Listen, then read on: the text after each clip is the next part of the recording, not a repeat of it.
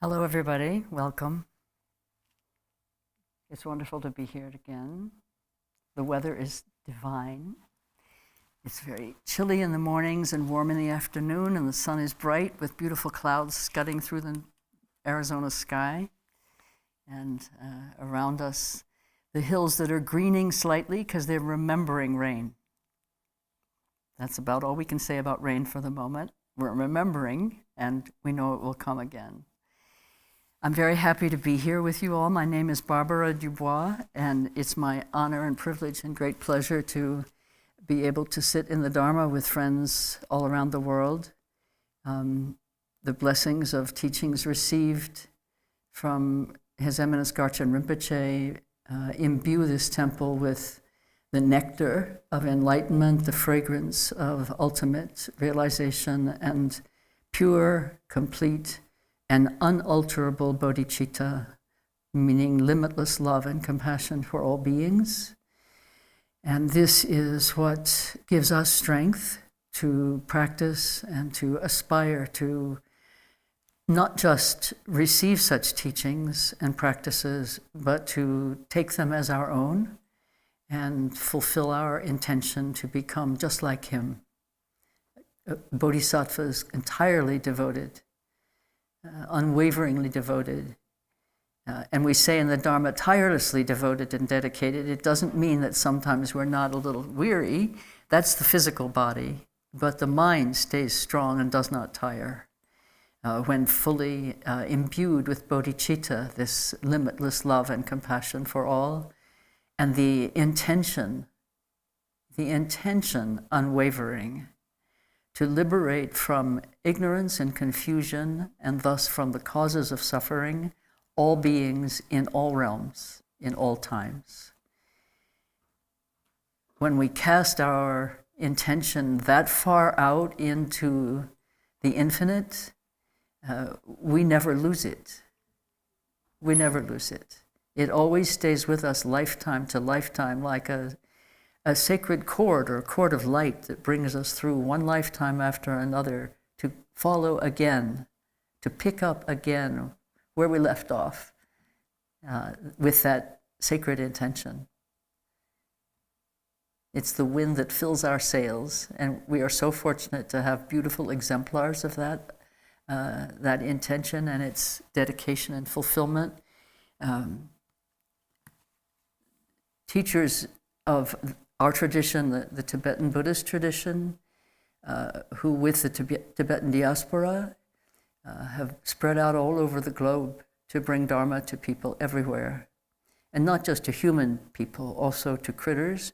When we make our practice and our aspiration prayers and our dedications, we're including all beings. So though we are rather anthropocentric and have humans centered in our imaginations and in our minds as those we are speaking to and thinking of, that's a very limiting view, actually. There are many more, whatever other entities we might think of as being on this earth with us, there are vastly more of them in the small realms of the insects, for example, than there are of us and than there ever will be of us. So the ones that we think are the least are actually the most in terms of number. And one of my wonderful teachers, very early on, at one point when I was asking, well, here's a situation of some apparent contradiction. There seem to be competing interests or demands for great compassion and skillful action. How do we make decisions in such circumstances?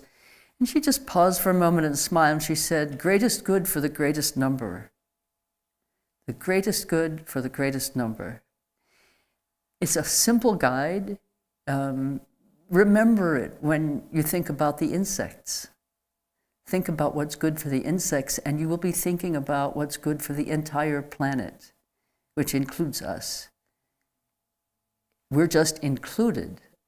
We're not the masters. We're included among the hosts of beings on our planet. So that was an unexpected little foray into planetary consciousness. It's much on our minds these days, so I'm sure it wasn't ill-placed. I want to start this morning. We're starting a retreat today of 2 days, and though we're not physically present together, the structure of the days will be very much like a formal retreat. A schedule will be posted on the screen for you to see. It wasn't ready in time to include it in the mailing announcements, but it'll be posted today on the screen for you to see, so you'll see what's predicted for given time periods during the 2 days. But at the very top of the schedule, it says schedule subject to change for any reason at any moment, basically. So we're on retreat time, which means we're slowing down here. We're slowing down. I'll be speaking, but we'll have a lot of silence also. And the real purpose of the retreat is for us to understand something of what clear awareness is and to experience it. And experiencing it together with a vast number of people, perhaps globally attending the retreat, at least in parts, increases the power of the transmission and increases the power of the practice. So we're in good company. We're always in good company, but now we're definitively and intentionally in good company in retreat. So the retreat begins right now.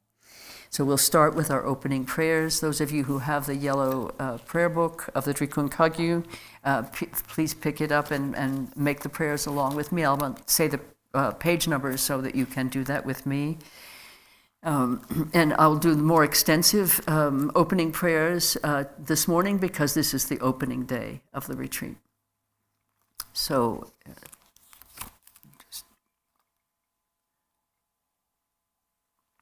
we start with page 1, Refuge and Generation of Bodhicitta, the prayer for the altruistic motivation.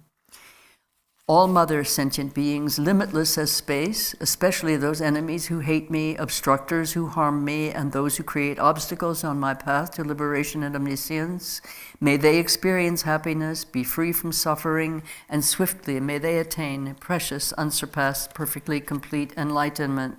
All mother sentient beings, limitless as space, especially those enemies who hate me, obstructors who harm me, and those who create obstacles on my path to liberation and omniscience, may they experience happiness, be free from suffering, and swiftly may they attain precious, unsurpassed, perfectly complete enlightenment.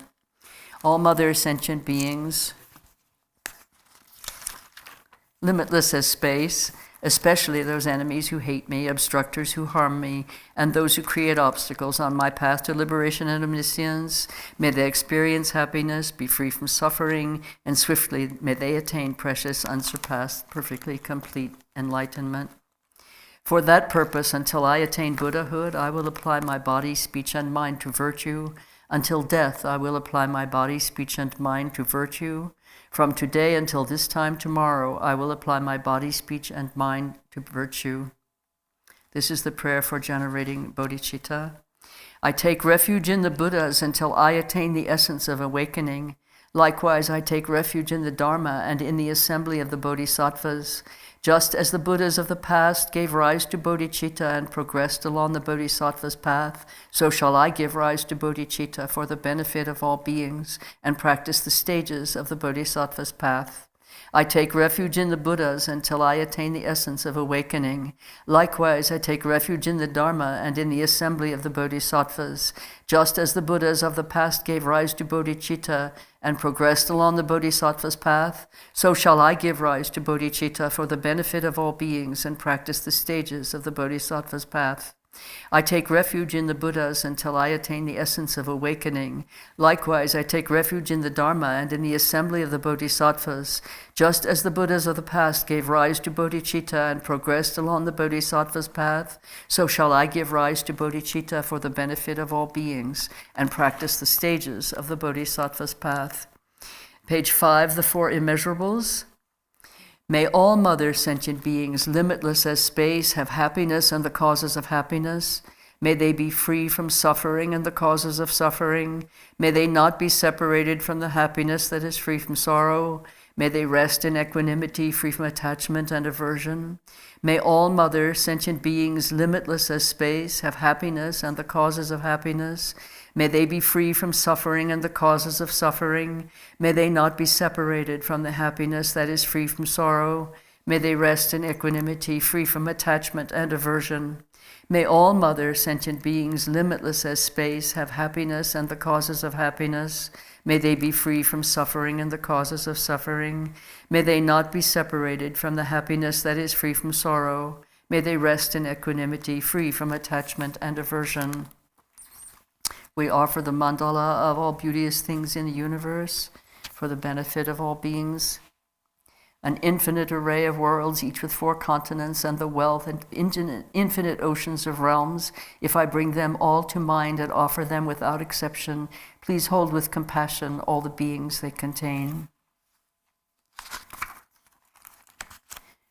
My body, enjoyments, and whatever I own, my aggregates, elements, and sense sources, my aspirations now and in times to come, as well as everything I grasp as mine, by offering them all, may I be blessed with the end of self-grasping. Completely liberated from the bounds of real and unreal, transcending the names and concepts of arising, cessation, and abiding, coming and going, affirmation and denial, the supreme mandala is the natural state. By offering it, may I be blessed to attain the state of Buddhahood. Om Guru Deva Dakini Ratna Mandala Pratitsa Soha. Supplicating the Guru, page 9. Namo. To the Guru, the utter purity of all appearance and existence, I offer all appearance and existence, arisen as the primordial ground. I supplicate you. May the 3 realms be completely liberated.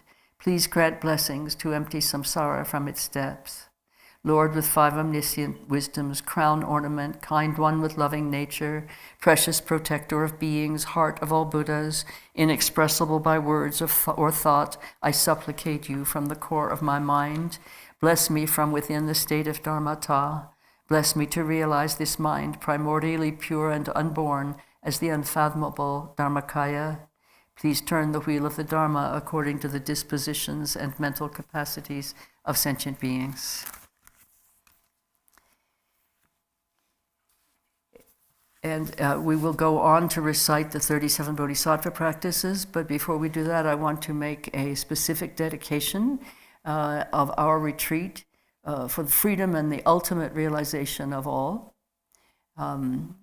Free one, free all, empty samsara from its depths. This is why we practice. It starts with ourselves, we, the creators of samsara, and its liberators if we choose, moment to moment.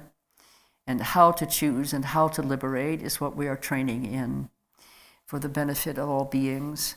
And specifically, I want to mention among all sentient beings for whom we practice and for whom we dedicate lifetime after lifetime as bodhisattvas, there is a fine and great bodhisattva in the world at this time whose name is David Hartsough, Hartsough. But when I say his name, I think of the heart, and then I think so-hearted. David Hartsough is a friend of mine whom I've known since I was 14 years old.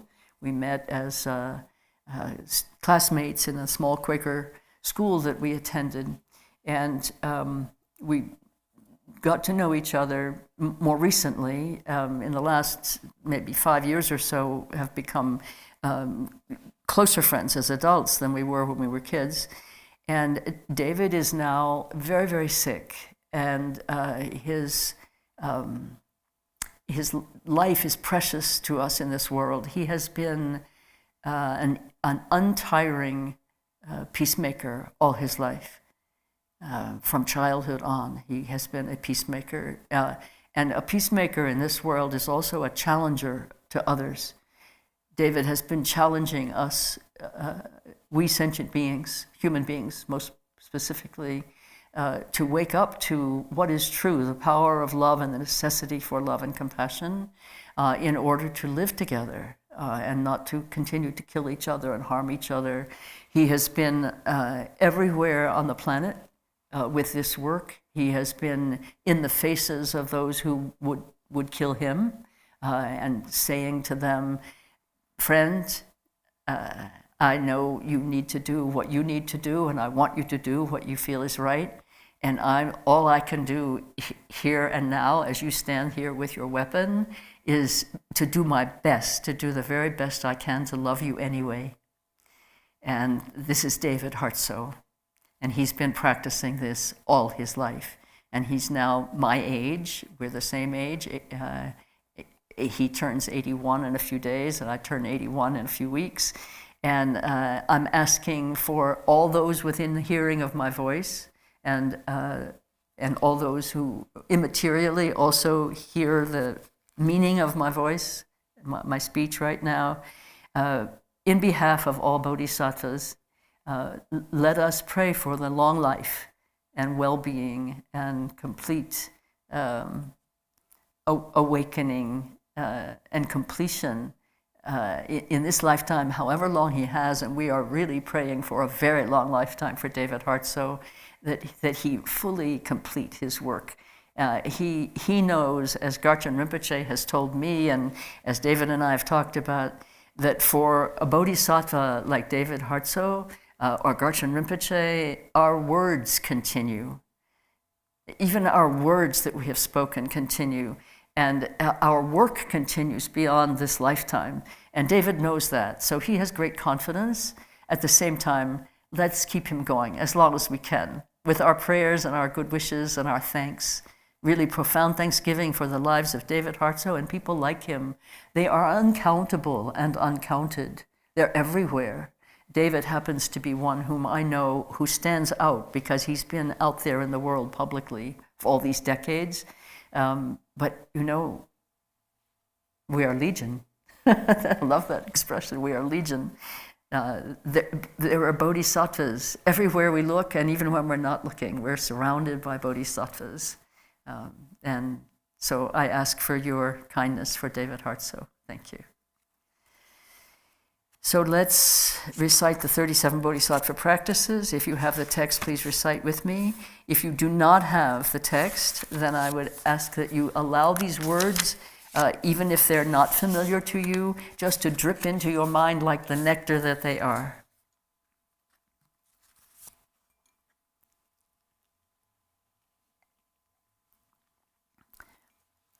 Namo Lokeshvaraya. While seeing that all phenomena neither come nor go, you strive solely for the sake of all beings. Supreme Guru and Protector Chenrezig, at all times, I respectfully pay homage to you with my body, speech, and mind. The perfect Buddhas, source of all benefit and happiness, arise from having accomplished the true Dharma. Since that depends on knowing the practices, I shall explain the way of bodhisattvas. Having now gained this great ship of freedom and fortune so difficult to find, in order to free yourself and others from the ocean of cyclic existence, listen, reflect, and meditate day and night without distraction. This is the way of a bodhisattva. Attachment to loved ones churns like water. Hatred for enemies rages like fire. In the darkness of ignorance, one forgets what to adopt and what to avoid. Abandon your homeland. This is the way of a bodhisattva.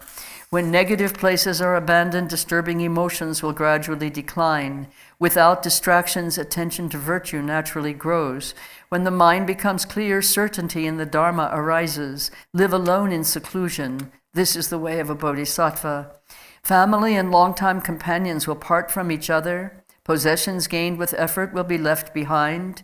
Consciousness, a guest, will leave the guest house of the body. Let go of all worldly concerns. This is the way of a bodhisattva.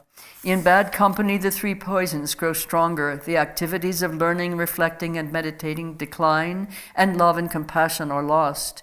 Give up such companions. This is the way of a bodhisattva. When one follows a true spiritual friend, faults will dissolve and good qualities will grow like the waxing moon. Consider this friend more dear than your own body. This is the way of a bodhisattva.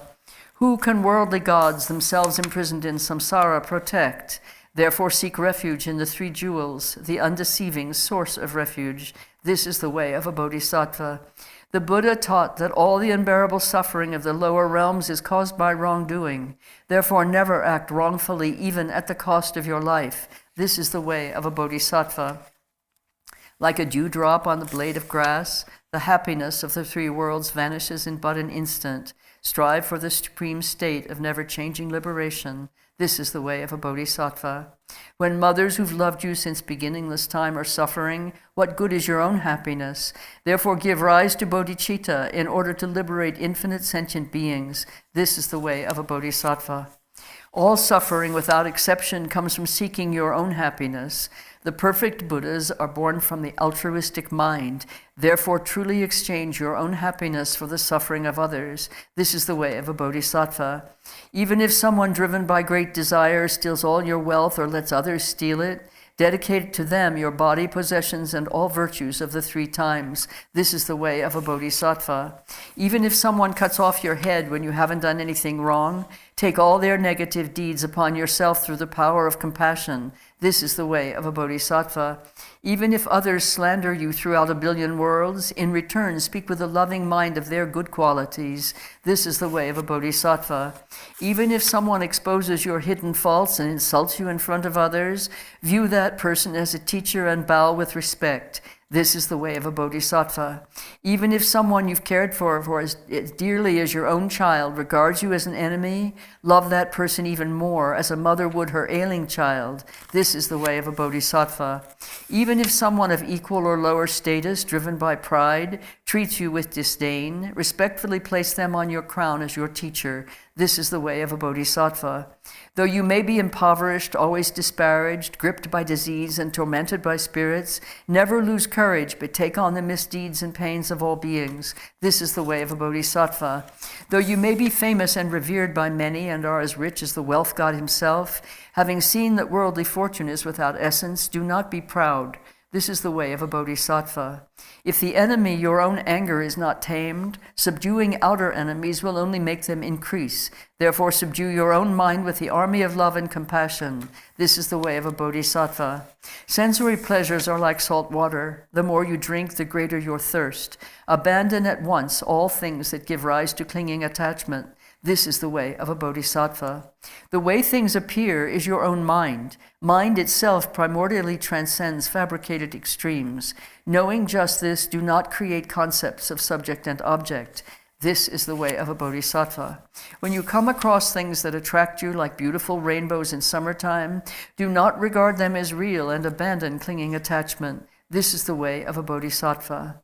All suffering is like the death of your child in a dream. How exhausting it is to hold illusory appearances as real. Therefore, when you meet with difficult circumstances, see them as illusory. This is the way of a bodhisattva. When even one's body must be given up when aspiring for enlightenment, what need is there to mention material things? Therefore, practice generosity without hope of reward or karmic results. This is the way of a bodhisattva. If you lack moral discipline, you cannot accomplish even your own purpose, so wanting to achieve the purpose of others is truly absurd. Therefore, protect your discipline without concern for worldly existence. This is the way of a bodhisattva. For bodhisattvas who desire a wealth of virtue, all harm is like a precious treasure.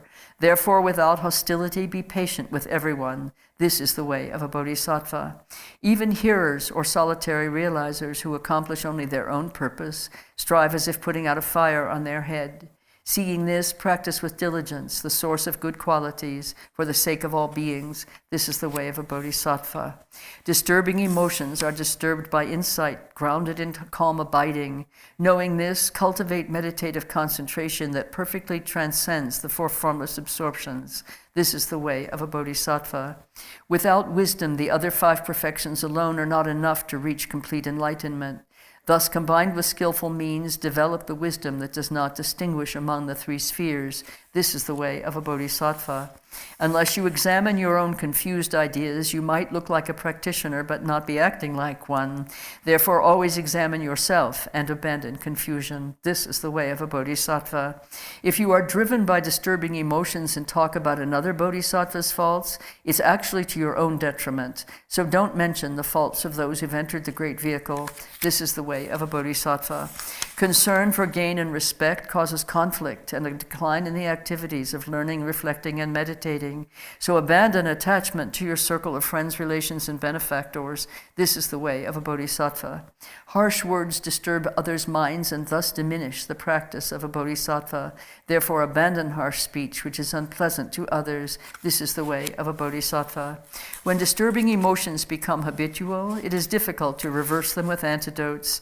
Thus, the soldier of mindfulness wields antidotes as weapons and destroys disturbing emotions such as attachment the moment they start to arise. This is the way of a bodhisattva. In brief, whatever you are doing and wherever you are and whatever you are doing, always examine the state of your mind. Act to accomplish the purpose of others through constant mindfulness and awareness. This is the way of a bodhisattva. With the wisdom of threefold purity, dedicate all the virtue gained from having made such effort toward enlightenment. Dedicate it to clear away the suffering of infinite beings. This is the way of a bodhisattva.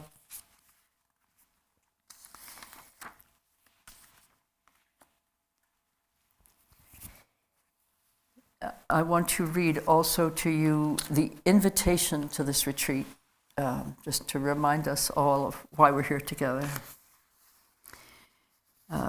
We're going to be studying and practicing on clear awareness. Intrinsic, indestructible, all-pervading, self-luminous clear awareness is our spiritual birthright and natural endowment, always already present and accessible. Cultivating clear awareness familiarizes us with the mind-taming process of learning why and how to liberate the very causes of suffering. And these causes reside temporary and powerful in our own minds. Appearances and experiences arising in mind, moment to moment to moment, thoughts, feelings, emotions, memories, projections, and so on, are the field in which, usually without conscious choice, we create karmic cause, positive and negative. In clear awareness, as we recognize these seed thoughts in the moment they arise, we liberate them instantly. This is how we take responsibility for our minds, our lives, and our world, and how, for the benefit of all, we awaken to what has always been right here, right now.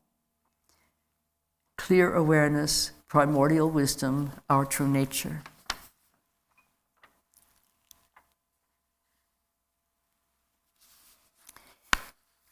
So,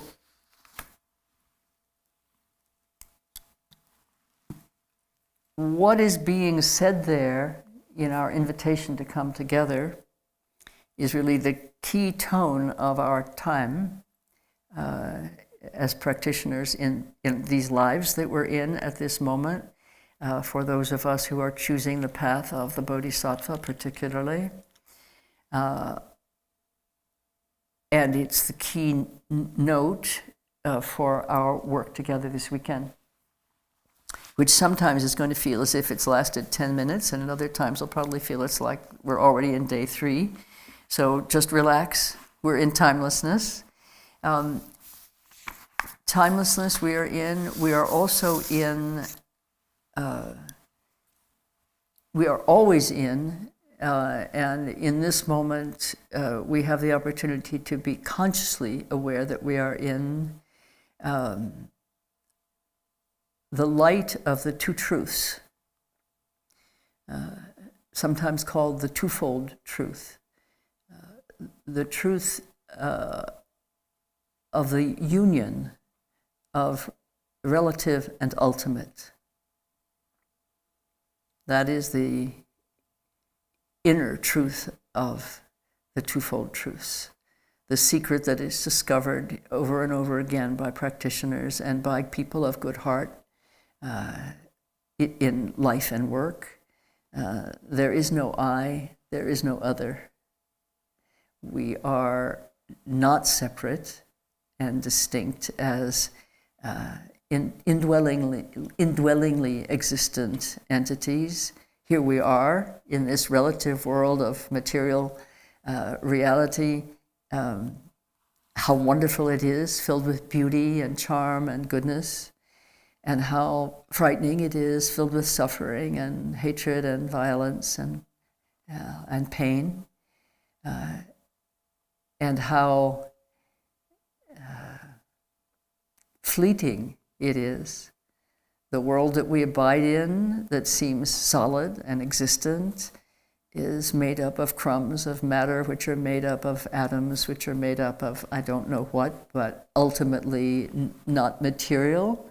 The world, therefore, that we inhabit, that we build, that we cherish, that we are harming, that we have a chance to save, and the beings who inhabit this wonderful world with us, we're all impermanent, that we know without any doubt. And even as we abide here together, interacting, rubbing up against each other, or like salmon bumping into each other as we head back upstream, even then, we're not here in the sense that we think we are. The confusion that we have in our minds is that we take the experienced existence as an indicator of inherent existence, which it is not. We are all coming and going all the time. The cells of our bodies are coming and going. The sounds that we hear are coming and going. Everything in reality at the relative level is impermanent and subject to birth and death. So it comes and goes, everything. All the appearances and experiences of our lives, including our lives. And yet, as we inhabit this relative existence with the mind of being in it and being of it,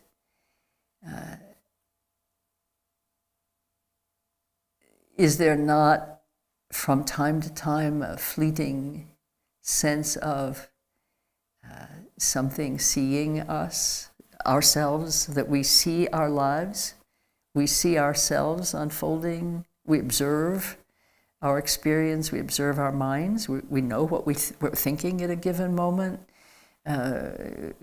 We're aware of looking at something when we're looking at something, or not. I mean, sometimes it's not consciously registered that we're looking at something, but then as soon as the eyes focus, we're aware again.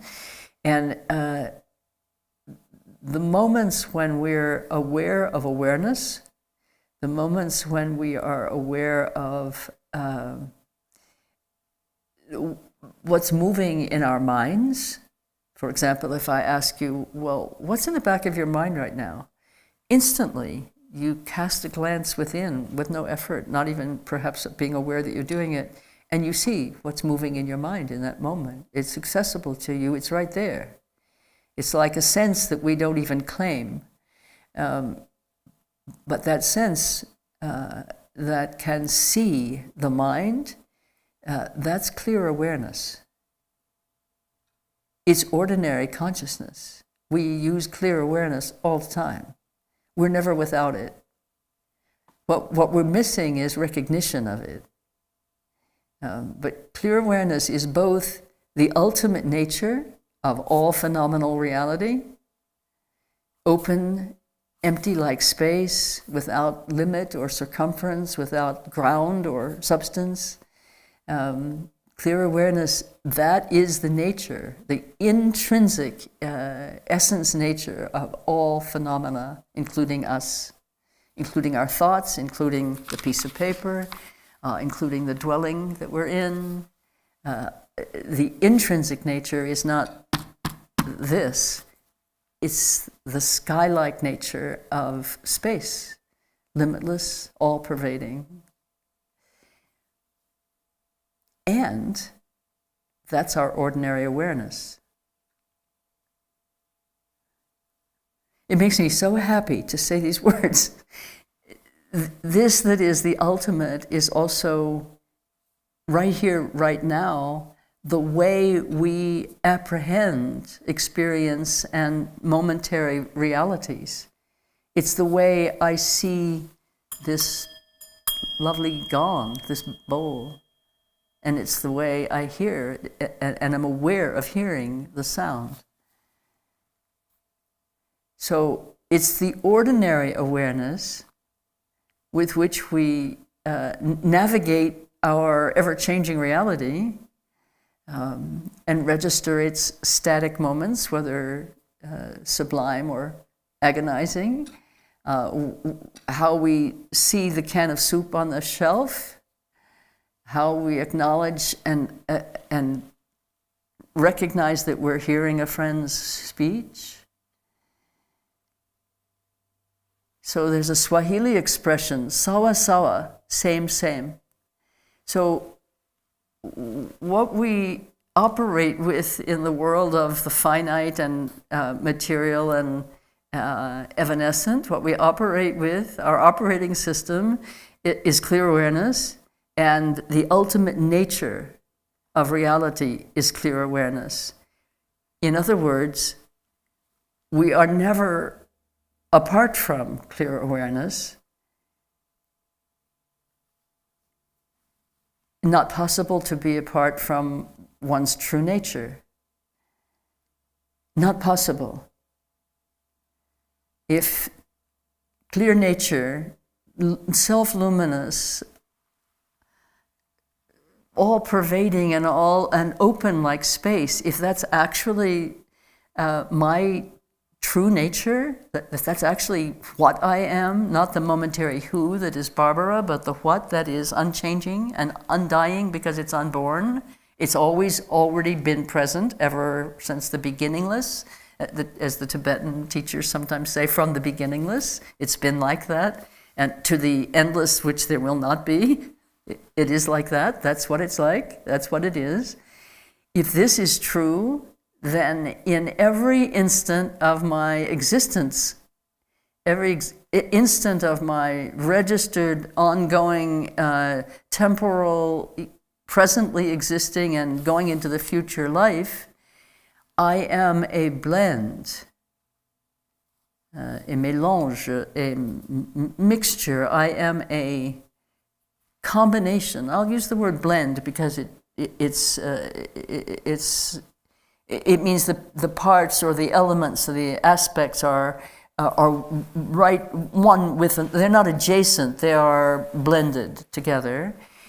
We are a blend of relative and absolute.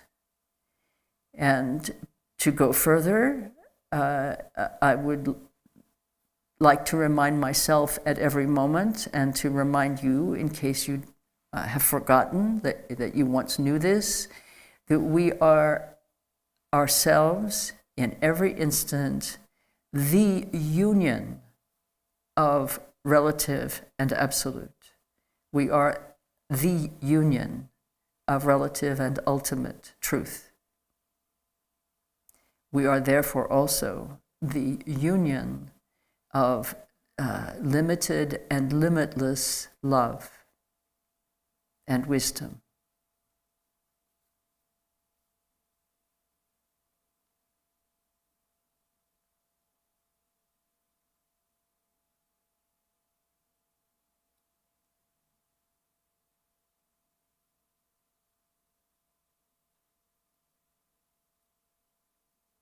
What is ultimate is unborn.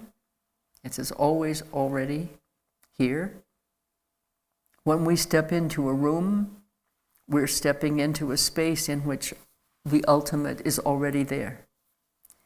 When we move, I make a gesture with my hand. This hand, which was born and will die because it's part of a body that was born and will therefore die, this hand is moving in the empty space, but I experience it as solid. But and I'm not a physicist, I'm not a scientist of any kind, but if we enlarge this finger, for example, to the point where we see all of its component parts, we will see space between them. We'll see that they're in the realm of space. And if we could possibly zero in to all the tiniest composite parts, we'll find space there. So we're in and of this open space. This emptiness is our nature, which is why we can be born, which is why we can die and come back again in another, that our consciousness can have another lifetime. Without being empty in our nature, we couldn't be in relative reality where everything is always coming and going. Nothing could happen if things were inherently solid. Nothing would be able to occur or to cease. So all things are of the union of relative and absolute.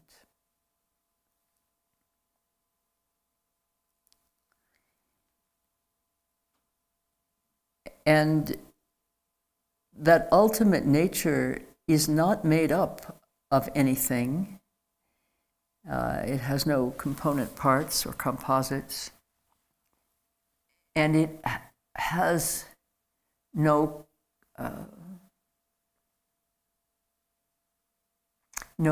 whisper or intimation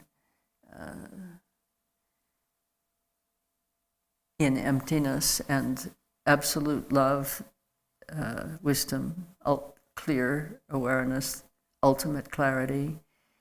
There is nothing with even the name of suffering.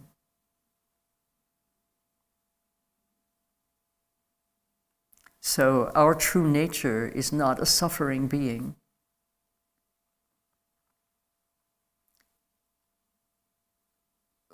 We, in our relative existence, relative reality, having been born and heading towards death from that moment on, and having karmic imprints upon consciousness that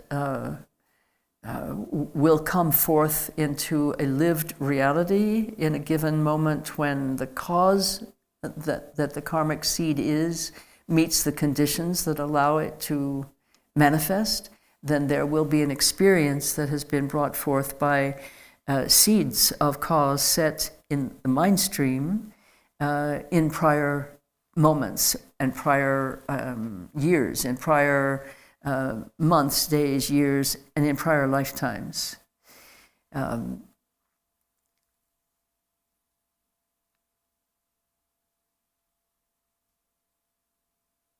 So we're living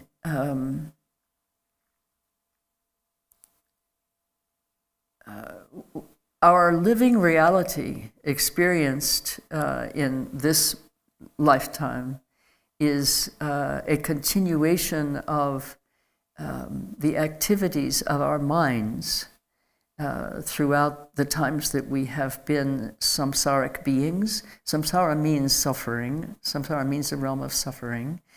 And we are the creators of that realm of suffering. And I want to touch briefly, perhaps briefly, on how that happens. Because it didn't just happen once. It's happening moment to moment to moment. We need to understand it, at least in a general way.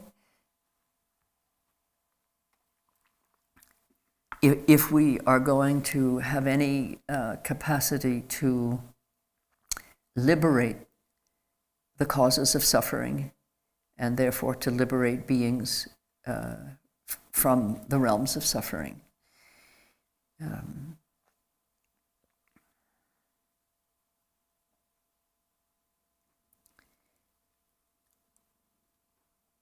At the moment when an individual consciousness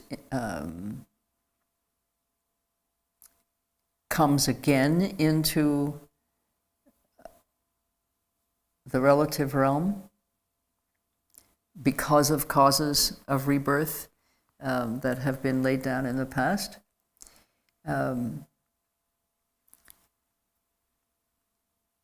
there is, in the differentiation from,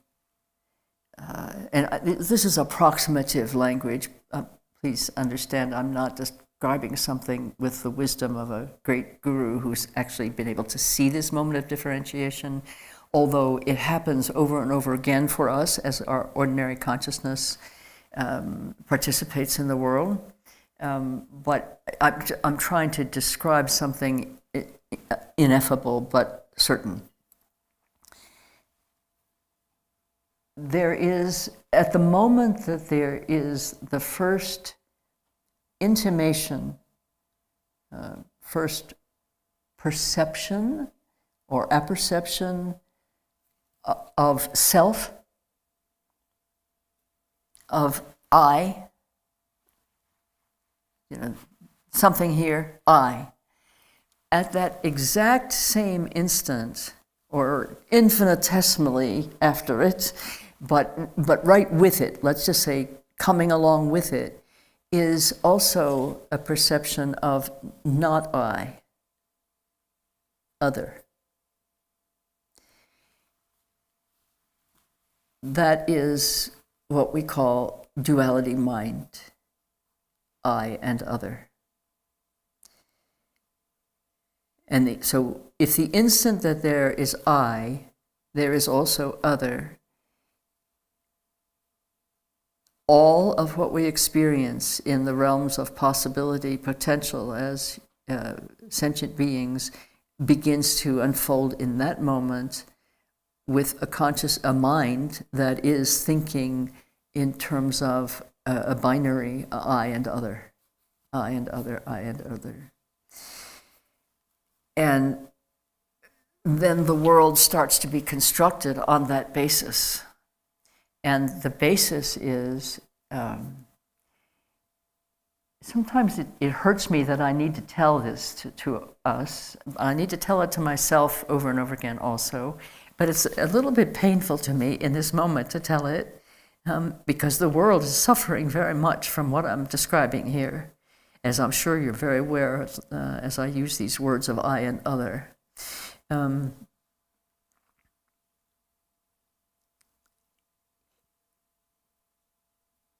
I've heard it said that when we are reborn, we forget our true nature. We forget what we come from, the vast, open, empty, undifferentiated, unbounded.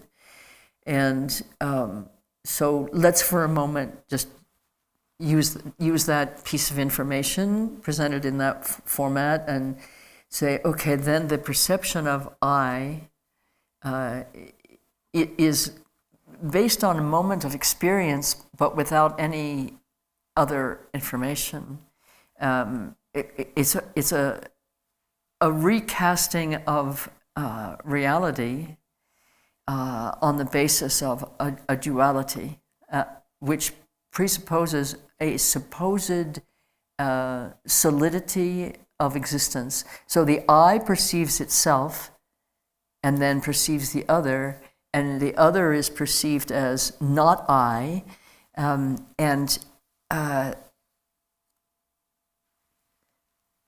this that is the cause of all suffering, the thinking of I as solid and inherently existing and the other as something foreign, this is the source and origin of all suffering in the worlds that we refer to as the samsaric realms. This grasping to the self as existent and inherently existent, I, firm. And it firms up with every experience from then on, I. And then other.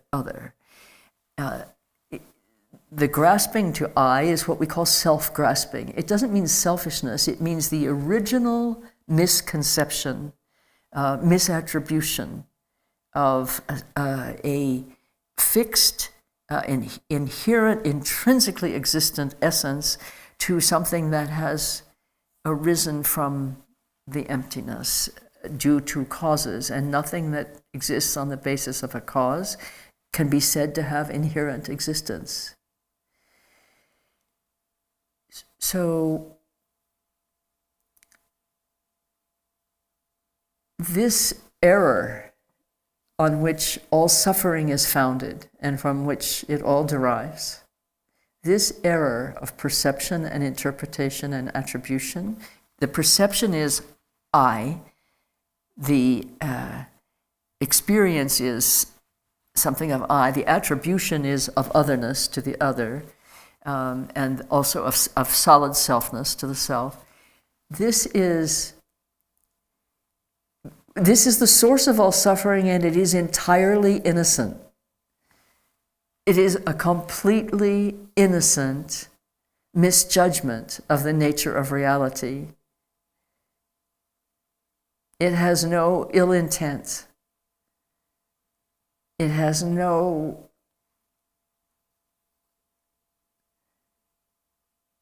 negativity inherent at all. Just this little grasping is the seed of negativity, but in itself, it's just an innocent mistake of understanding and perception. But on it are built mistake after mistake after mistake of attribution and interpretation. And I'm going into this in some detail because we just never talk about this in ordinary life. And so we don't understand what it is that we're doing with our minds moment to moment to moment. Because moment to moment to moment, we are repeating in the way we think and the way we interpret things, the way we see reality, the way we understand it and conceptualize it, the way we interact with other beings. We're repeating this misattribution, misinterpretation and misattribution. We're seizing over and over again to an imagined intrinsic reality of this thing that we're experiencing as self, and we're attributing otherness to what we perceive as not I. Otherness meaning foreign. Not I equals foreign. And so you can see, just cast a glance within for just a second here and think, why is she talking about this being relevant in this moment in our world? Well, take a look. Just take a look around you and what you're seeing in the world. As you hear the news, you read the news, and as you look at the planet, and as you hear what people are saying, everything I'm talking about is right here, right now, and all around us. And the most important thing for us, because we're going to be practicing on clear awareness, is to understand that it's all illusory in the sense that, not in the sense that it doesn't exist, it exists, but not the way we think it does. It exists coming and going, moment to moment to moment to moment, in the way we think and what we do with our thinking. And thinking includes not just cognition, but also registrations that we call perception, sensation, interpretation. Thinking isn't necessarily just conscious cognitive activity. In my mind, it's the arising of images, of memories, and certainly of emotions. We speak a lot in the Dharma of afflictive emotions, particularly passion, aggression, and ignorance. Ignorance is what I've been talking about so far. Ignorance is the third of the three poisons, but it's the cause of all suffering and the arising of all the other afflictive emotions. Ignorance of the true nature of reality. We are operating in ignorance of the true nature of reality. How can it not be that we're going around clumsily falling and hitting ourselves in the face inadvertently and bumping into others and causing harm? How could it not be like that, since we are ignorant of the actual nature of reality? But the faculty of recognizing the true nature is never absent from us. It's called clear awareness. We are never without it. We are that. So, moment to moment to moment, in unconsciousness, we're creating causes of further confusion as we give rise to emotions of grasping and holding on to something and wanting it and pushing people away or pushing away the unloved experience, whatever it may be, we're hardening the categories of I and other at every turn, and building inexorably on the original innocent ignorance with which we start out each time. And we're replicating this over and over again in our minds, moment to moment to moment. We seize control and we grasp to our thoughts, and we grasp to the process of thinking. We grasp to our experiences that we like, and we are also grasping to the experiences we don't like, because towards them we're generating negative emotions and attitudes, and we're hanging on to those because they're defining our reality for us, always in terms of self. Always in terms of self, until we begin to train the mind to be looking more truly at what is actually true, which is never apart from us. It's never apart from us. No matter how errant our activities or our thinking, no matter how devastating to others our presence in the world might be at a given moment, no matter how many harms we cause to the world and its inhabitants, our relatives, in the ultimate nature, we have never strayed for even one instant from what we really are. All the appearances arise and come and go. They're like smoke. They have no intrinsic existence. They're like mists in the morning. When the sun of clear awareness rises, the mist is dispersed. This is why we're having a retreat on the practice of clear awareness, so that we can start consciously practicing with clear awareness, practicing on clear awareness, practicing not to generate clear awareness. Remember, it's who we already are. It's what is. Clear awareness is what is. It's the nature of reality. It's ultimate wisdom. But what's missing here is our recognition of it. Our recognition of clear awareness.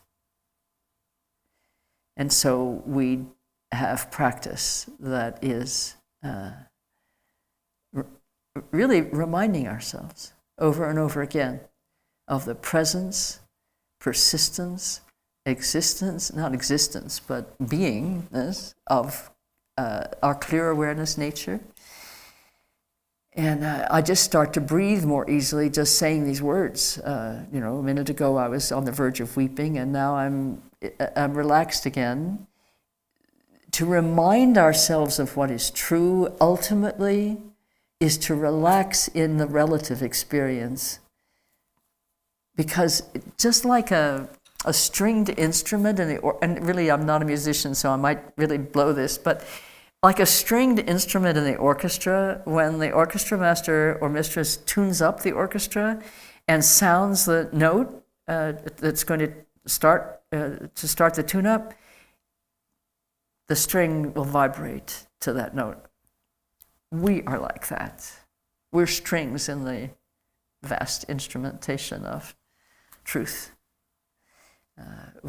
When we even think the note of what is true, the whole system begins to realign and vibrates to that note. I'm not making this up. Maybe I am. I don't think so. This is my lived experience I'm talking about. It's certainly what the teachings tell us. Not necessarily using this language, but we don't have to use the same language every time. We're having different experiences of the world all the time. We can use our own language to say what our experience is. And, you might say, well, when she started talking about clear awareness, I started thinking, what is this that she's talking about? How did you know you started thinking that? Answer me that question. How did you know that you started to think that? What is she talking about? You cast a glance within. You cast a glance within to your own mind where that thought arose, and you saw it. The thinker is clear awareness, the thought is clear awareness, and the recognizer of the thought is clear awareness. We're not going to get away from this. This is what is. And these words that I'm so striving to speak in a precise way and in a way that will connect, with our lived experience, they're all, this is stuff that you really can't. This is why I'm sure you've all read. I mean, we're here sitting in a Dharma retreat. We've all read, the masters. We've all read some of the master teachings in whatever wisdom tradition we've been brought up in, whether it was Buddha, Dharma, or another tradition. We have read something like this. We cannot describe this with words. If it can be spoken in words, it's not really catching what it is that we're trying to say. This that we're describing is as the crystalline essence of truth is also, all you can do is point to it. I'm pointing to it. and it feels so clumsy to do this, to point to it, but I'm pointing as precisely as I can, and as we go along and practice, because that's mainly what we're going to do together, as we're practicing together, the pointing out will become very much more resonant with what you're experiencing in a given moment in the practice. And so you'll become increasingly able yourself to recognize clear awareness. As I articulated in my intentions for the retreat, that we will all be able to experience clear awareness, to recognize that we're experiencing clear awareness, and to rest in clear awareness, to abide in clear awareness. So my sort of groping speech, it will make more sense as time goes by, today and tomorrow and afterwards. And in this moment, it's as true as I can get to the lived experience that I'm in as I'm speaking to you. I'm speaking from my own experience. What else have I got? If it's not, unless it's a book, well, we have books too. But when we're talking about practice, we can put the books aside for a moment. We don't need so many concepts, which is partly why I've probably been repeating myself here too, also this morning. We don't need a lot of concepts to understand what it is that we're about this weekend, and who we are this lifetime, and who we have been every lifetime, and who we will be every lifetime, and what this world is, and who all our fellows here are. We are all a blend, moment to moment to moment, appearing and experiencing, but we're all a blend, we're a union, we're the union of ultimate and relative. We are clear awareness, the mind of clear awareness, the heart of limitless love that is a property of, or expression of, or a facet, not a facet, a quality. It's part of clear awareness is limitless love. We are that. So I'm going to stop for a moment so that we can just take a breath, so that I can take a breath, and just let's sit for just a second, a couple of minutes maybe. You don't call this meditation, call this just sitting and letting the words reverberate in your mind, in your consciousness, in your awareness, and just to be with what you've heard so far. And so we're taking a breath.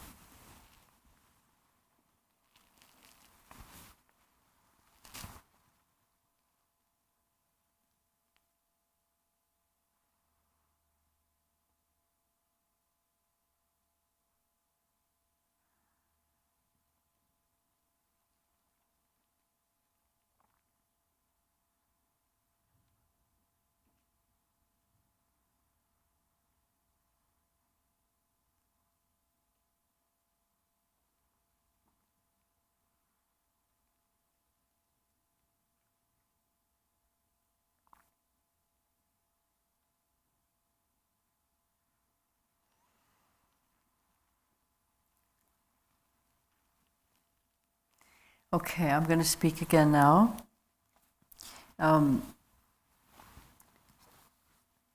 So what does this have to do with meditation? Because this retreat is called a clear awareness retreat for meditation practice, teachings and meditation.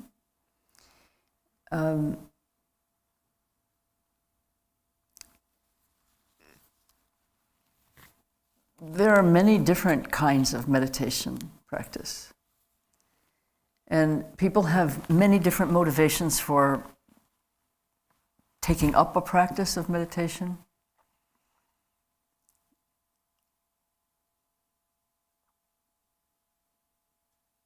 And there are many benefits from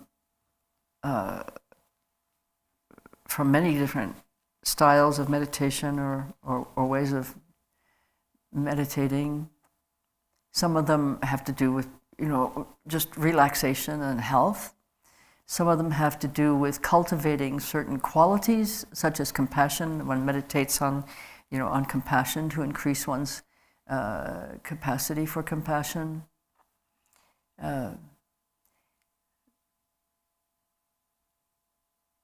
But there's really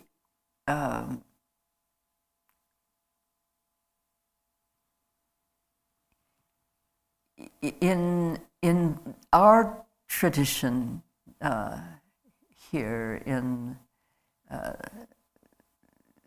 the Tibetan tradition and many others which are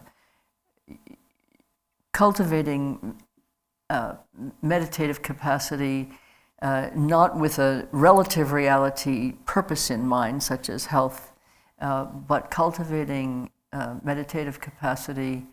The purpose is to recognize reality as it is. The purpose of our meditation is to see things as they are.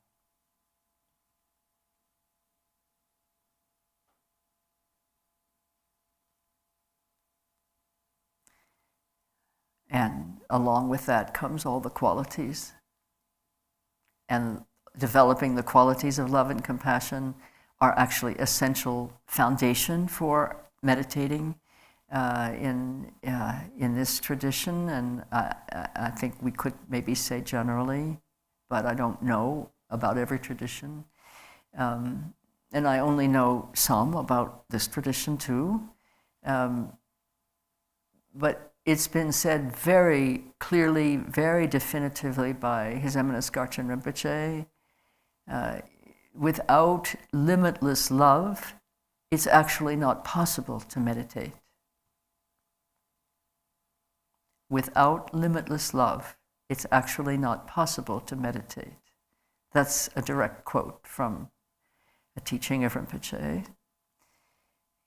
That doesn't mean if you don't have limitless love, don't try to meditate. That means generate limitless love. I hope that's clear.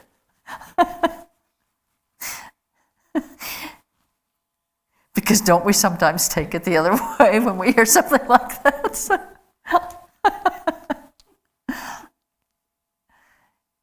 So, let's talk for a minute about limitless love.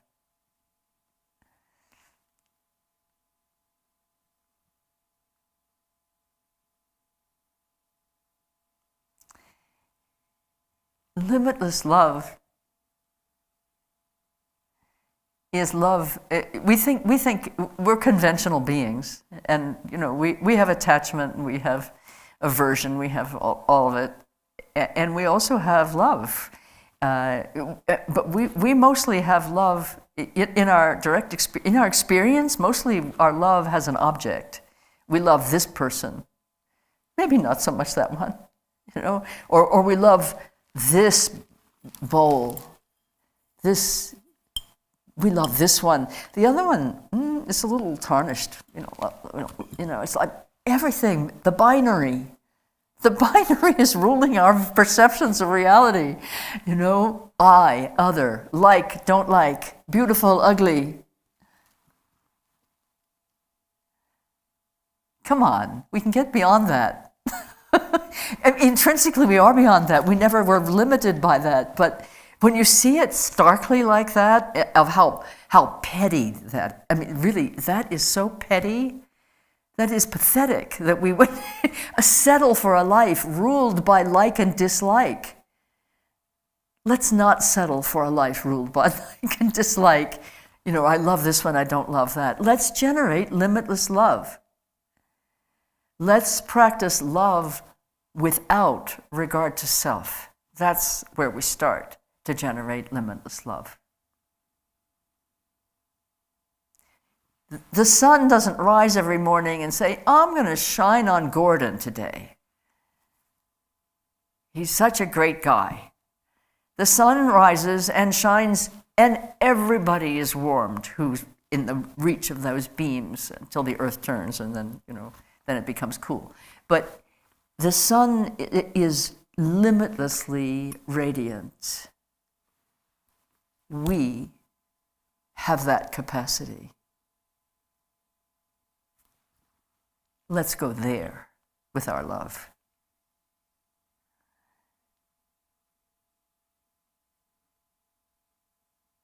A friend said to me recently, and it could have been anybody, we could all say this at any time, but this friend said, so-and-so and I, we have issues. And I burst out laughing. Some of my friends really appreciate this, some not so much. But I burst out laughing, and I said something like, well, human beings, with like and dislike, living in a relative world, each with self-grasping, of course there are issues. Why would anybody be surprised about that? But the remedy isn't to get rid of the friend, or to beat up on oneself because one has limited view. The remedy is to go to the remedy, which is to love beyond self, to love without self-reference, to love the being or the event or the moment or the sound or the taste. And when I talk limitless love, you can see I'm going for limitless. It's not about people. It's about the nature of reality. The nature of reality, limitless love, is of that nature. The reality is of the nature of limitless love. Clear awareness is indifferentiable from limitless love. Sawa sawa, same.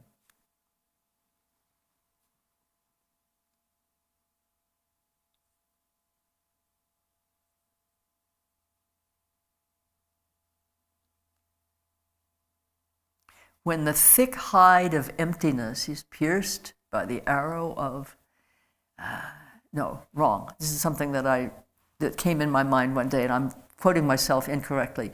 When the thick hide of appearances is pierced by the arrow of emptiness, what pours forth is the milk of limitless love. So when we let go of the carapace that we create over and over again, this kind of solid body that's built on self-reference and self-grasping, the thought of I, and therefore the concomitant thought of other. When we let go of that and let that crumble for a moment, and remember the composite nature of our existence, parts brought together, born and therefore dying, and parts brought together which will come apart. So what is there here to hold on to? Not much. It's concept principally that we're holding on to, and that concept is principally about identity, and we are principally engaged in the process of building, elaborating, and maintaining our identities, plural, because they come and go and they change. That's very much in the way of limitless love, because it's all focused on self. It's all focused on self arising, the arising of the awareness of self, hanging on to that, and no sneeze. and elaborating it. We spend a lot of time elaborating the self, decorating it, and perpetuating it, moving it into this avenue of experience and the world. And if we're not engaged in that activity all the time, we actually have some time available and some mental space available to actually see somebody else. And now I'm going to talk about humans, to actually see another human being. And perhaps without the blinders of self-reference, one can acknowledge one doesn't really even know who that human being is, because our perceptions of others are made up a lot in reference to our self-perceptions and our likes and dislikes. I know I'm not describing something you're not familiar with. I know you're familiar with what I'm talking about, because this is the way we do it. This is the way we keep ourselves intact in our minds. And love has a hard row to hoe there. That's not love. That's really more like fear and trying to control. All of this elaboration and building and maintenance of our self-identities is, there's an existential issue. If I don't do that, what am I? Who am I? Am I? All those questions end with, am I? That's the point. Am I? And in order to answer I am, we create something to identify as the I, over and over and over again, because experience is always changing. So there's not much room for the other without it being in self a manifestation of our self-reference, of our thinking I. The other is perceived in terms of I. So think of limitless love as instead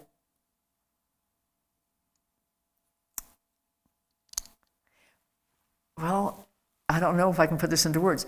Have you ever, just check with yourself, have you ever experienced, and this doesn't have to be a human being, have you ever experienced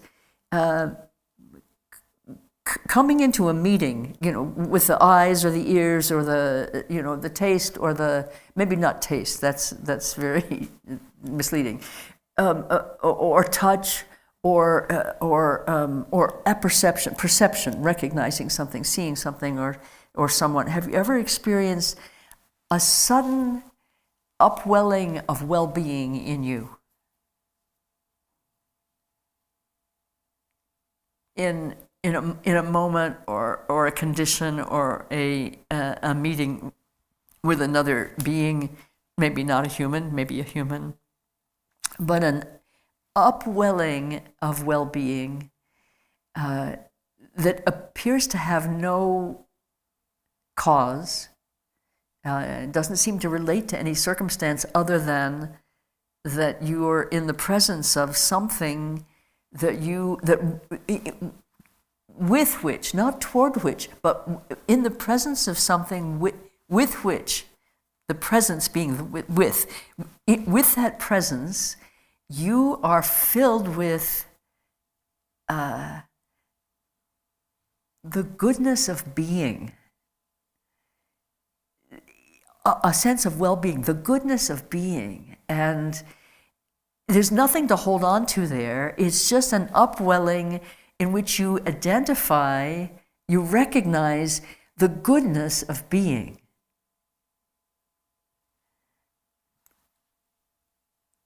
If you've never had that experience, start paying attention, because you do probably have it quite often. But if you never recognized it, start paying attention. But experiencing the goodness of being is love. And sometimes we experience it shining back to us from something that we perceive as outside us. Sometimes we experience it as an upwelling, as I've just described. Sometimes something that we hear, a sound, evokes that full-natured, ripe experience of the goodness of being. This is not differentiated from love because it's radiant like the sun.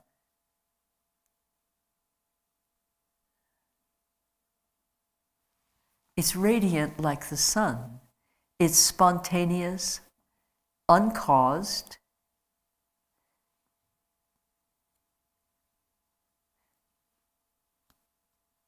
It comes and goes, but to our perception, it comes and goes. Does the goodness of being actually come and go? I think perhaps not, because beingness doesn't come and go. Existence comes and goes, but beingness does not come and go. There's a piece I wrote some years ago called "What is this that neither begins nor ends?" And Billy or David will put it up on the screen. I don't know if you have that, but you can wait for Billy. We could do it later on this afternoon, which talks about this a bit, and so you'll find that on the screen available to you. And also it's in the download box on the website for this retreat. It's on there as a document. You can download it. What is this that neither begins nor ends?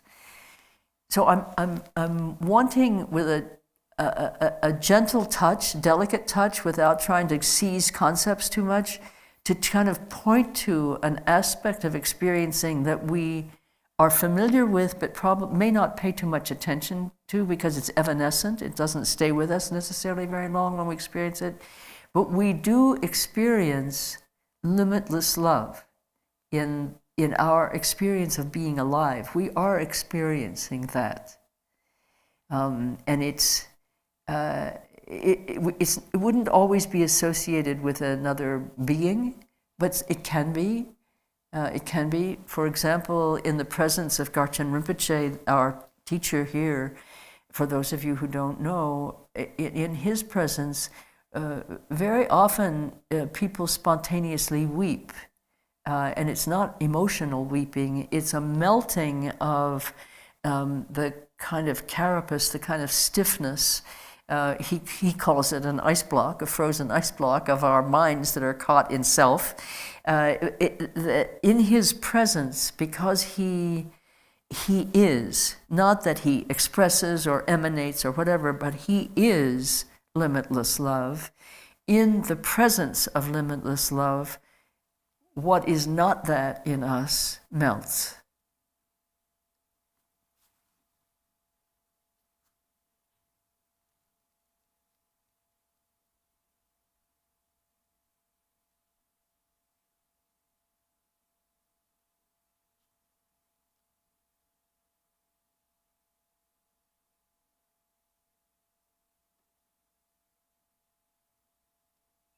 And that spontaneous feeling of the goodness of being,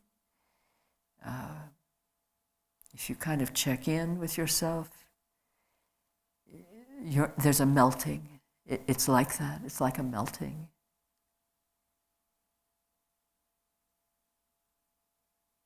So, in the presence of limitless love, we are always.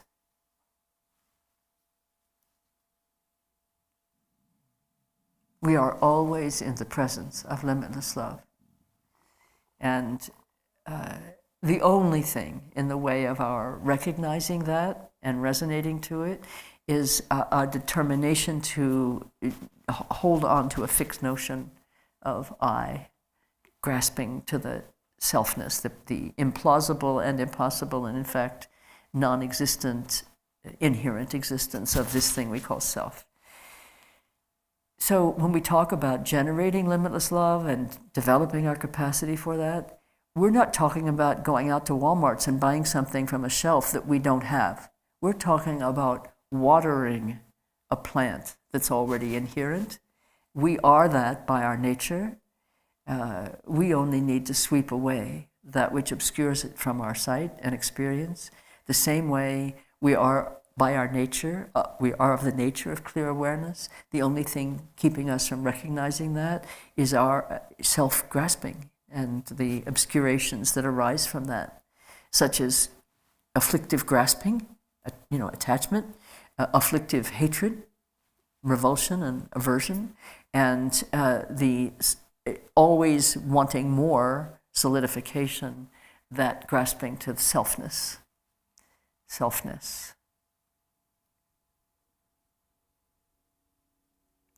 Our meditation cultivates an already existing within us capacity to recognize clear awareness and therefore to liberate the limitless love that we are, to recognize and liberate. We have this capacity already. It is simply blocked and obscured. So the practice consists principally of clearing away. The process of spiritual maturation, some people like to use the word enlightenment, but it's one of those words I don't know the meaning of, so I don't use it very often, although sometimes it's valuable. But the process of spiritual ripening or maturation or ultimate realization is not an additive process, it's a subtractive process. We don't have to go out and get something we haven't got.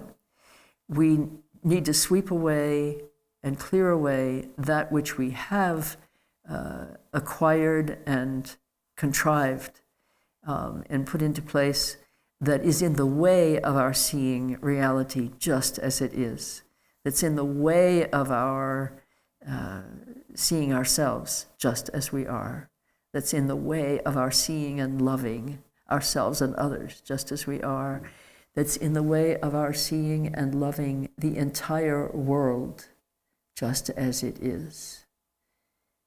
I don't want us for a minute to think that our aspirations find a natural limit at the tip of our nose or the tip of anybody else's.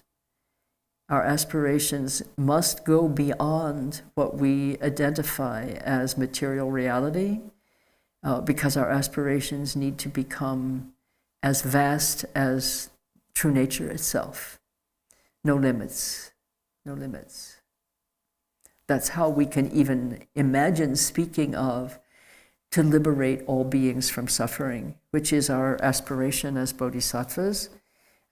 We take that seriously, lifetime to lifetime, that we will come back and continue on the bodhisattva path until all beings have been liberated from suffering. That means emptying samsara from its depths. Samsara, the realms of suffering. It means to empty them from their depths. Nothing remaining. As Gampopa said, all beings are numberless. I vow to free them all. So our aspiration must go way beyond even the limiting thought of a limit. There's no limit. There never was a limit.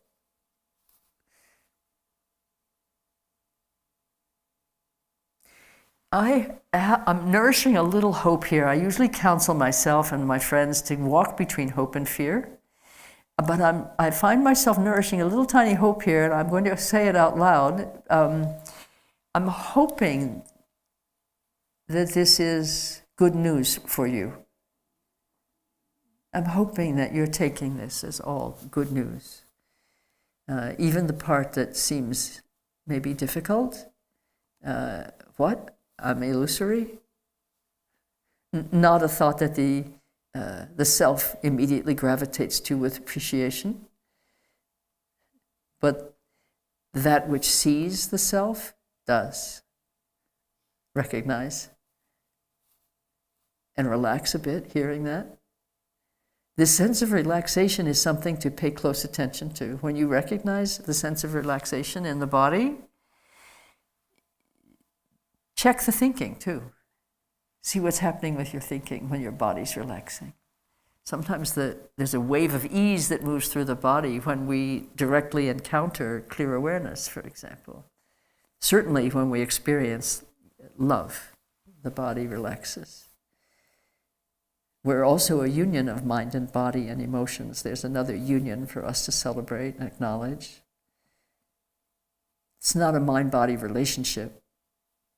It's a mind-body union, relative and ultimate. The mind is not born, and so it never dies. The body is always born and always dies. But for the moment, we're a union. I hope that you're receiving this as good news. And sometimes people will tell me, Barbara, that was a little too abstract. I couldn't quite see how to put that into practice.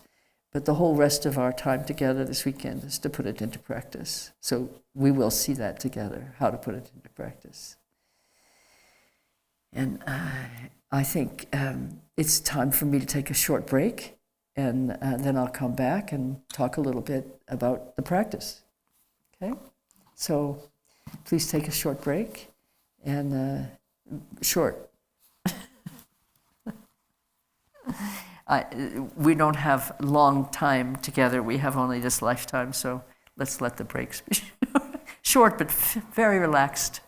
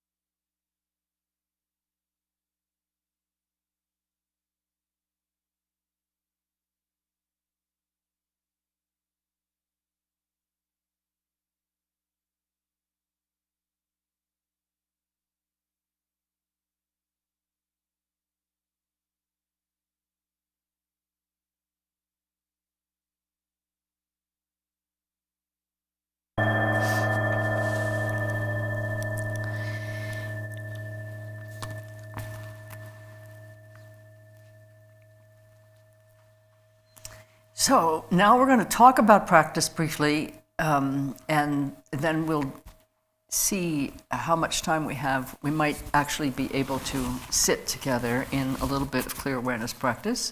That's my intention. Let's see how I can do this with as few words as possible.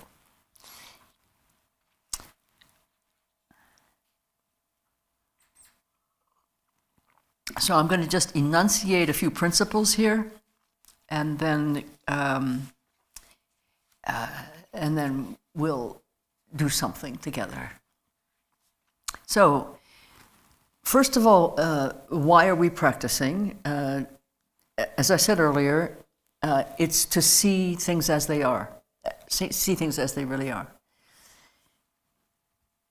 Without that, we have no hope or prospect or possibility of fulfilling our objective, which is to liberate all beings from suffering. We must know, understand, and be able to live with reality as it is. Otherwise, we're just crippled. We're blinded by ignorance and by our delusions. So we practice to see reality as it is, to see things as they really are, in order to be able to liberate all beings from suffering. That's another way of saying that we seek to attain ultimate realization, which some call enlightenment, in order to liberate all beings from suffering throughout all time and in all worlds. This is the Bodhisattva vow. So we must, in order to fulfill that vow, once we have taken it, and many people have taken it in many, many lives without remembering that they've taken it. There are bodhisattvas everywhere, as I said when I was talking about my friend David Hartsoe. There are bodhisattvas everywhere, in every form. And there are bodhisattvas who are among us with no form at all. A bodhisattva takes any form that is needed in order to benefit beings. It doesn't have to be a human being. A bodhisattva can be an insect, can be a breeze on a hot day. But the vow to liberate all beings from ignorance, which is the cause of suffering, and from the experiences of suffering, that vow depends on us. We must liberate ourselves first. We do everything we can on the way to our own liberation. We're doing everything we can to help beings and to free them from conditions of suffering, and to teach each other, one another, about the causes of suffering, so we liberate ourselves from the causes of suffering and can help beings in that way. But ultimately, it is through our own liberation that we become able to actually help each other liberate. So that is an ultimate aspiration. And as I said earlier, as Rinpoche has taught, without love it is not possible to meditate. The meditation is to help us see the condition of our mind. Through clear awareness, we observe the condition of our mind in a given instant, given moment. And at that moment, then, we are at choice. We are able then to shift gears or dispel that particular illusion, or enlighten ourselves about a particular fixation that we have going on that we weren't aware of. All of that depends on clear awareness, being able to see what's actually happening in our ordinary day-to-day mind, our consciousness.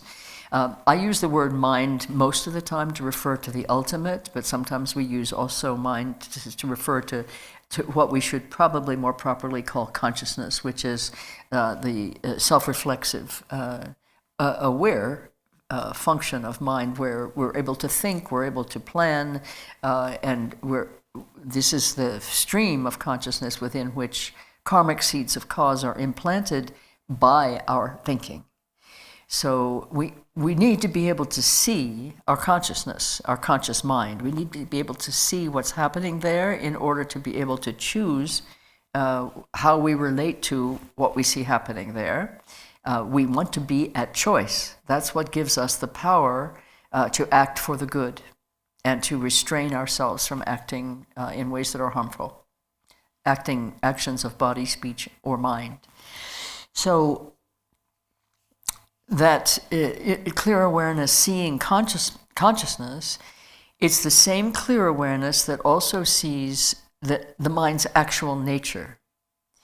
We tend to recognize the experiences of consciousness that we see. We're able to recognize when we're seeing our thoughts and our emotions and our feelings and our dreams and our images and emotions. We're able to register those consciously. What we aren't registering is what's seeing them. That's where the attention is going to be going. We are going to be paying attention and inculcating recognition of clear awareness.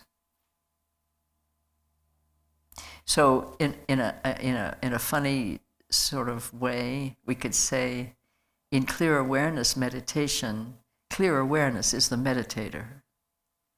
Just remember that; it'll have more meaning to you later. It sometimes has meaning to me. So.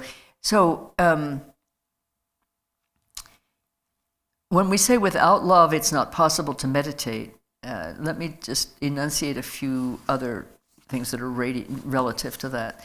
The emptiness, the perception of the empty, open, space-like nature of reality, of mind, of phenomena, and of reality itself, relative reality, the empty nature, let's say that open, space-like, infinite nature, must be infused with compassion. So for us to recognize that reality, relative reality, actually is open and spacious, and no phenomena have intrinsic existence, but are always being born and dying, coming and going, that doesn't necessarily in and of itself give rise to compassion. The direct experience of emptiness does, but the conscious thinking about and acknowledging doesn't necessarily. We need to generate compassion, and that's done on the basis of the fellow feeling that we already have for other creatures and other circumstances. It's the act of sympathetic imagination that actually resonates to the suffering of others as if it were our own. And we have that. We already have that experience in us. We have that capacity. We've all experienced it. We've all experienced that compassion coming to us from others, and we've all experienced that compassion going from us to others. It's just a beautiful quality of being a sentient being that we have that capacity. We want that capacity to expand and expand and expand. And there are methods, practice methods for that, and also just ordinary life methods for that. We can talk about some more of that later. But what really gives rise to limitless compassion is limitless love. And we've already spoken to that. I've said, and I hope you'll remember, that limitless love is actually an aspect of your true nature. Don't forget that. Otherwise you can think, this is hopeless, I'll never be able to have limitless love. You already have limitless love. We already are that which we aspire to become. We are templates of truth to be laid bare by love. We are that. And compassion and love need to become unobjectified or non-objectified. That means free for all. A free-for-all of love and compassion. Right? It's not this one and that one, or this one more than that one, or this one because of that. It's non-referential. There's limitless love and compassion. They're non-referential. They're non-objectified. There's no fixation. It's like a free exchange. Breathe in and breathe out. Love. It's Just as simple as that. And when you experience that, and I know everybody listening to me right now has had an experience of limitless love in yourself. Each one of you has had some experience where you loved beyond self, you loved beyond a limitation, you loved beyond your personality self. And that when your compassion also arose like that, it may have been a split second, and you might not even remember it, but I know you've experienced it, and it's what continues to grow with our practice and with our clear intention. And this unobjectified love that isn't partial, that isn't a reflection of your personality, but it's a reflection of your beingness and the goodness of being, this must be radiant, like the sun, as I spoke of earlier. Remember, Jay uses an expression sometimes that I find very endearing. He says, love is the sunlight of the mind, the sunshine or the sunlight of the mind. I know that we've all experienced this.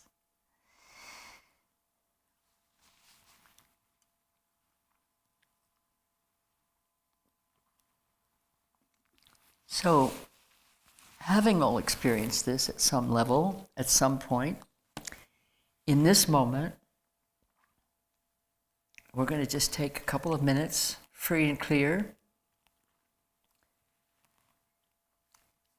I want to invite you to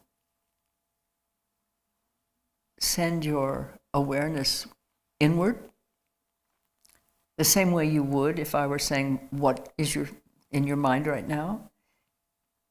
Allow the inward attention to open. And then send that attention down through the body as if it were moving in the central channel or in a channel of energy in the center of the body. That same awareness that sees what you're thinking, just allow it to flow in the center of your being. That includes your personality, your body, your feelings, your emotions, your memories, your thoughts.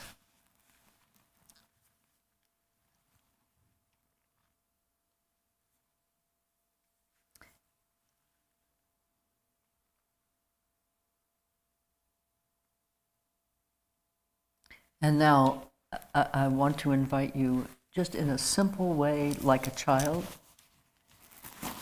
who doesn't know yes and no, really, doesn't think of there not being something possible, in the very simple childlike way with trust and need. Say, and it doesn't have to have an object to whom you say it, say, let me feel, let me be aware of love in me.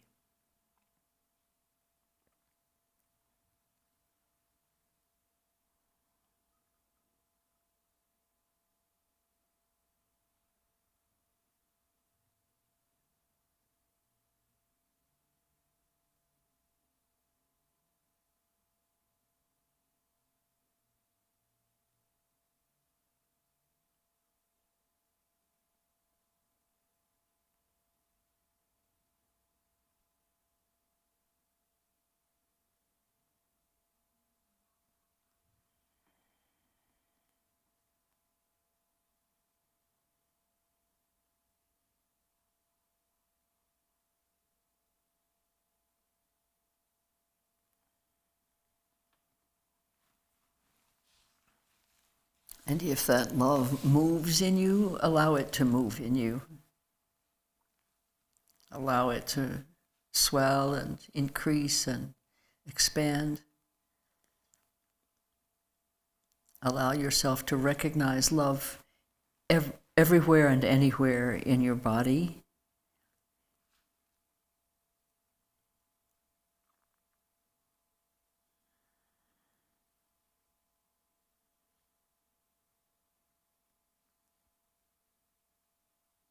And now allow that love to become radiant, literally through your pores, through every aspect of your bodily being. Let that love just radiate out like light and warmth.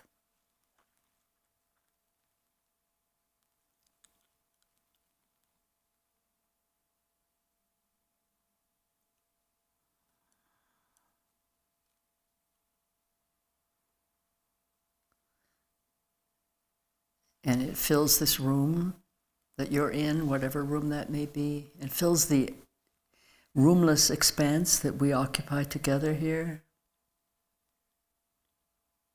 And it expands and expands. And now place yourself swiftly at the very center of the earth. And that love is expanding out, radiating out, filling this whole planet, which now becomes radiant.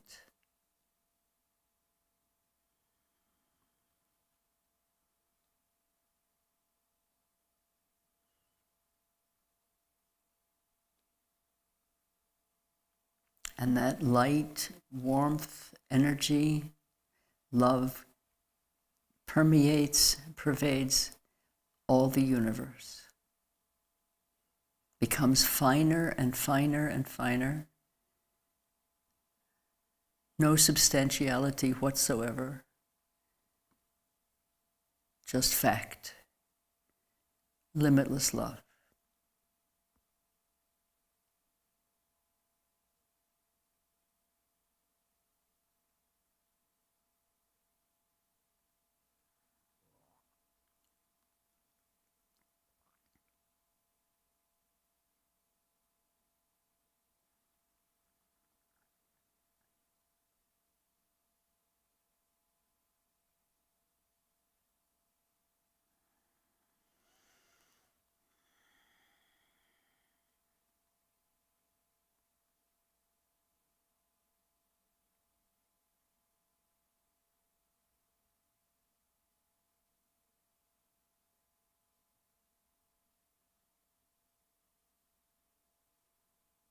What sees that? What sees that limitless love in all its gradations as we moved through that visualization? Let yourself recognize what sees it, what registers it, what's aware of it, what perceives it, what recognizes it.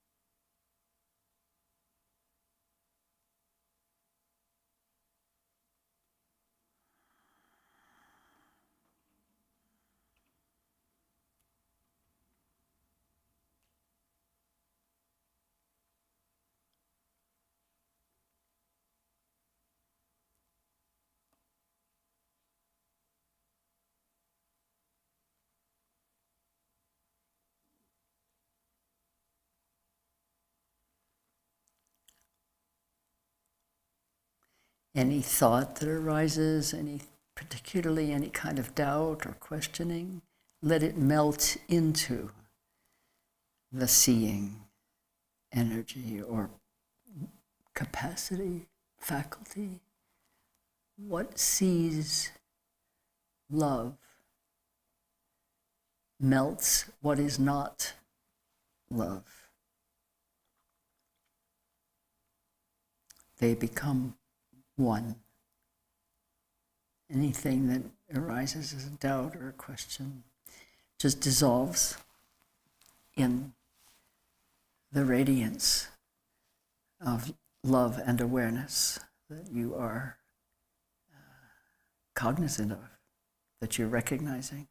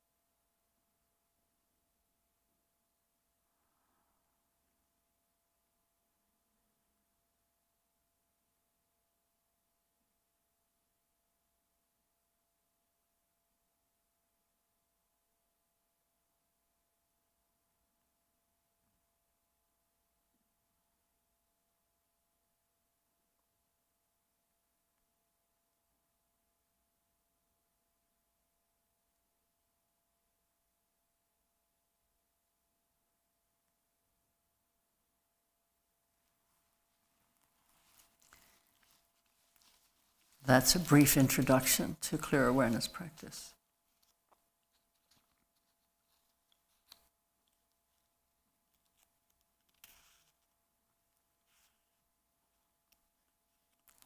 To the purpose of our practice, to the necessary ground, limitless love, which is the basis for the practice, and to the experience of the practice, the clear awareness recognizing the movements of mind, and clear awareness recognizing itself as seer of mind.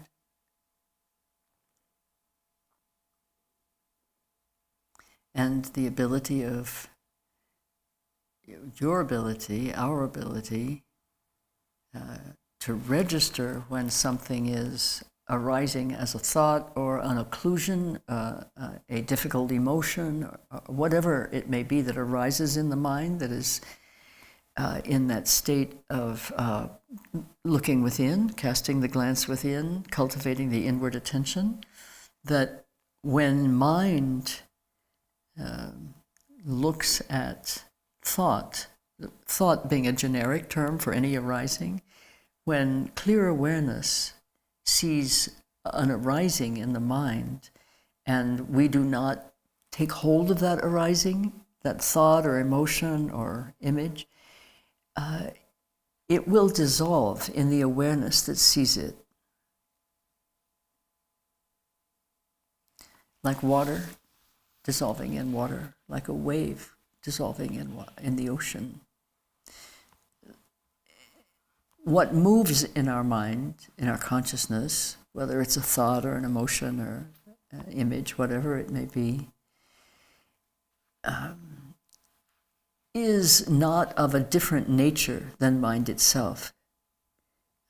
Open, spacious, infinite, all-pervading. These are the qualities of the nature of mind. They are the same qualities as the nature of all phenomena, as we've already spoken about this morning.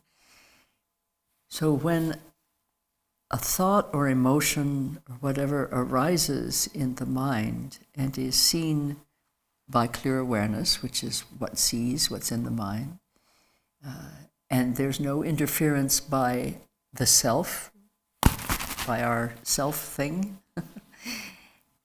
that thought, I'll just use the generic thought, just dissolves, it vanishes. When clear awareness touches phenomenal arising in mind collapses, it dissolves, it vanishes. And what's left is mind, clear awareness. So that which sees what is coming and going in mind, what the activities of consciousness, that which sees it is clear awareness. And when we don't grab a thought or push it away or make up a story about it, it doesn't have any substance of its own to stand on. And so it returns to its nature, which is clear awareness, wisdom nature. And in that way, over and over again, moment to moment to moment, we practice on clear awareness and mind. Consciousness, let me say, consciousness, it's as if, this is an as if, it's as if consciousness relaxes, no longer grasping at the ephemeral, insubstantial phenomenon. If we're not doing the grasping, there's nothing there to grasp it. If our conscious self, our self is not doing the grasping, there's nothing else there to grasp it, and it's free to just take its own nature. In other words, relax into awareness, nature itself. It is really literally like a wave on water. When we're looking at the ocean or at a body of water and there are waves on the surface, we don't for a minute have the thought that that wave is something different from the water in which it's arising. We don't go chasing after a wave and say, oh, I like that one, let me hold on to it. Well, that didn't work out too well. The action of wave arising is the action of nature, of water manifesting, playing, displaying. That's what's happening. It's happening all the time. So thought arises. If we don't touch it, it subsides into its own watery nature. And touching it simply means grasping for it, pushing it away, or elaborating it. Those are the three vectors of confusion. And so clear, let's say clear awareness is like the ocean, vast, limitless, profound. And the wave is your mentation, not meditation, mentation, what you're mentally performing in the mind, in the ordinary mind. And over again, thought will arise. If you don't do anything with it, it disappears. Over and over again, a wave arises on the surface of the sea. And over again, it simply relaxes into its own true nature, water.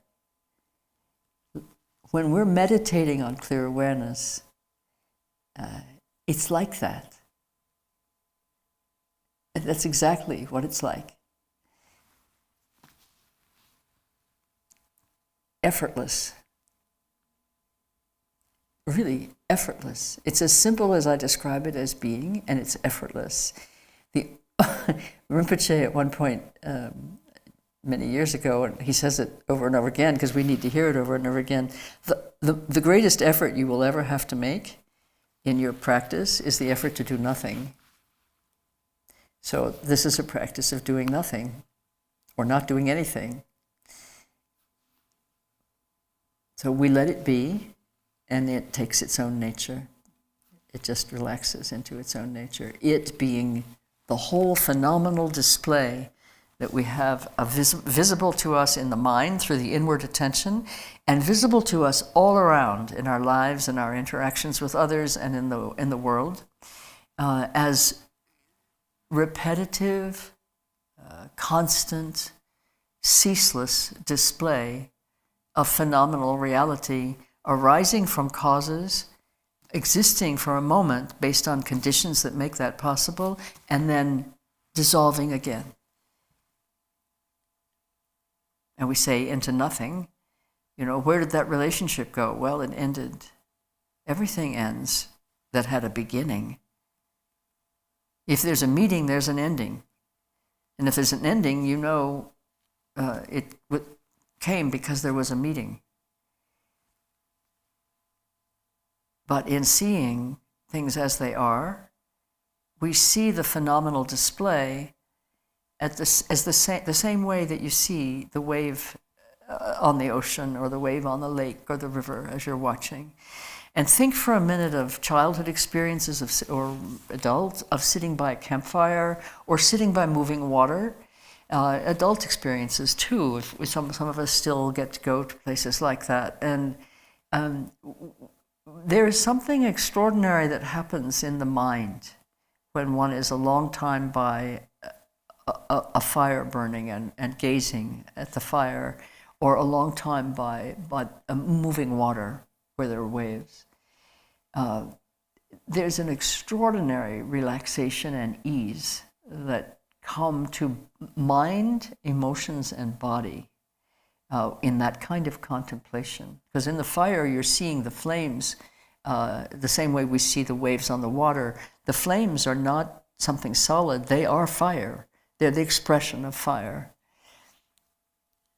are the natural activity or play of fire, and they are of the nature of fire. So a given flame, flares up for a minute, and then it's gone as a distinct event, but the fiery nature continues. Same as the water, sawa sawa, same.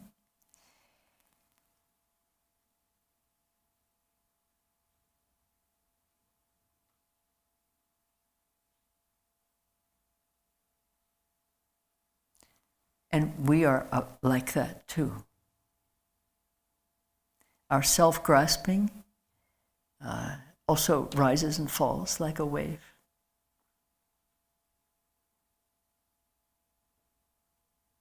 There are moments when we're not in that state, but we will never know them if we don't learn how to pay attention.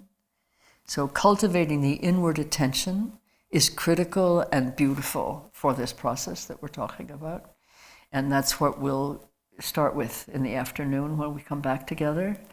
We're going to start with cultivating the inward attention so that we're able to sit or stand or move, or walk, run, play, with clear awareness, seeing mind's process. Because this is not about sitting on a cushion. This is about taking your place in your life and in the world that you're living in as a conscious being, a conscious person, fully present, not deluded by your self-romance, free. So, with that, we'll close for the morning. We won't do elaborate dedications in the course of the retreat. At the end of the day, we'll do slightly more detailed, but I want to say a word here about what dedication means. When we do something that is for the good, sometimes the word virtuous is used. For those of us who've grown up in the United States, sometimes we have an slightly allergic reaction to the word virtuous because of past associations with pilgrims and so on who were very strict about virtue. But a virtuous activity is one that is intended for good and that brings good, meaning happiness and well-being for all, or even for a specific individual. And so at the completion of any action of body, speech, or mind that has a virtuous intention and has brought to completion, we dedicate the merit that we have generated through that activity to the liberation, the well-being, the happiness, and the liberation of all. Merit is love. When we act from love, love increases. For all of us, and for the actor very much, love increases. And what we're doing is pouring out that has been generated by this time together this morning. We're pouring that love, that merit, back into the ocean of merit that supports the liberation and the well-being of all beings. So it doesn't get lost. It's like, if you pour water on a hot rock, it's gone, dries up immediately. So we don't want to just pour it out on the ground, this wonderful libation of liberation. We want to pour it into the ocean of bodhicitta and limitless love that nourishes then every shore that ocean touches is then nourished by that limitless ocean of love. And that's that for the morning. Thank you so much. I'm very happy we're all together like this. So we are dedicating the merit of our activity and our presence together and our good intention to the liberation of all beings in all worlds and all times. We'll see you at 2:00, yes? Yes? Good. Thank you.